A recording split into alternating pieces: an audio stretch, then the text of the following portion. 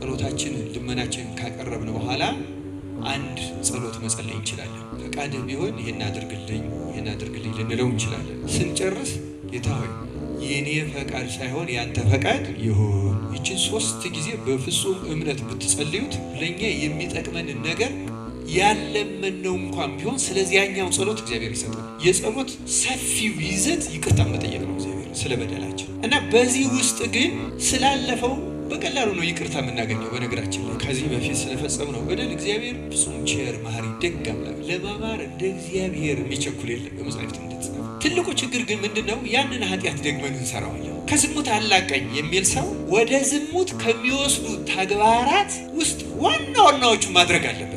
ዝሙትን አንዱ የሚያበረታታው ምግብ ነው። እስኪጠግብ እየበላ መጠጥ እየጠጣ እባክህ ከዝሙት አላቀኝ ስላለ ከዝሙት አይላቀቅ። ወደ ዝሙት ህሊናን የሚያነሳሱ ፊልም ሊሆን ይችላል፣ ልቦለድ ሊሆን ይችላል። እነዚህ ነገሮች ሳያቆም ምክንያቱም ጉዳዩ የሚጀምረው ከህሊና ነው።